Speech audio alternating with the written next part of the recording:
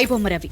ఇప్పుడు ఈ పేరు వింటే పైరసీ సినిమాల కంటే ఎక్కువగా హైకోర్టు పెట్టిన ఆ ఊపిరాడని కండిషన్సే గుర్తొస్తున్నాయి. ఫిబ్రవరి 17న హైకోర్టు బెయిల్ ఇచ్చింది. బయటకైతే వచ్చాడు, కానీ అది ఫ్రీడమ్ కాదు, తన సొంత గొంతును తానే నొక్కుకునేలా చేసే ఒక రెస్ట్రిక్టెడ్ లైఫ్. దాదాపు 90 రోజులు జైలు గోడల మధ్య గడిపిన ఇమ్మడి రవికి హైదరాబాద్ హైకోర్టు కండిషన్స్ తో బెయిల్ ఇచ్చింది. కానీ ఆ బెయిల్ ఆర్డర్ కాపీ చదువుతుంటే అది బయట ప్రపంచంలో నిర్మించిన గోడలు లేని జైలు అనేది క్లియర్ గా అర్థమవుతుంది. ఒకప్పుడు పైరసీ ఎంపైర్ ని రూల్ చేసిన వ్యక్తి ఇప్పుడు తన వేలుతో ఒక్క స్క్రీన్ కూడా టచ్ చేయలేని సిచ్యువేషన్. మనం జస్ట్ ఫ్రీగా మూవీ చూస్తున్నాం అనుకున్నాం, కానీ దాని వెనుక 20 crores చీకటి దందా ఉంది. రవి కేవలం పైరసీ చేయలేదు, ఓటీటీ సర్వర్లను హ్యాక్ చేసి హెచ్డీ ప్రింట్స్ ను చోరీ చేశాడు.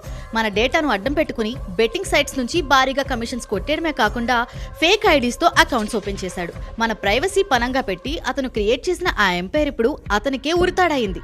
అసలు కోర్టు కండిషన్స్ ఎంత సఫికేటింగ్ గా ఉన్నాయంటే రవికి ఇంటర్నెట్ వాడే హక్కు లేదు. వరల్డ్ మొత్తం ఆన్లైన్ లో ఉంటే అతను మాత్రం ఇంటర్నెట్ లేని వరల్డ్ లో బతకాలి. ఒక్క క్లిక్ చేసినా మళ్ళీ జైలుకే. Every day morning 11 o'clock CCS police station కి వెళ్లి సైన్ చేయాలి. అంటే తను ఒక అక్యూజ్డ్ అని పోలీసులు ఎవ్రీడే గుర్తు చేస్తూనే ఉంటారు. ఇంటర్నేషనల్ పాస్పోర్ట్ కోర్టుకి సరెండర్ చేయాలని కండిషన్ కూడా పెట్టింది. హైదరాబాద్ దాటి అడుగు వేయలేని నిస్సహాయ స్థితి. రవి అరెస్ట్ కేవలం ఒక ఆరంభం మాత్రమే. ఈడీ ఇప్పుడు అతని 20 crores ఇల్లీగల్ ప్రాపర్టీస్ మీద కన్నేసింది. పైరసీ ద్వారా సంపాదించిన ప్రతి పైసా ఇప్పుడు సీజ్ కాబోతుంది. టెక్నాలజీని రాంగ్ వేలో వాడితే ఇది మనల్ని ఎంత ఆఘాతంలో నెట్టేస్తుందో చెప్పడానికి రవి లైఫ్ ఒక పెద్ద లెసన్.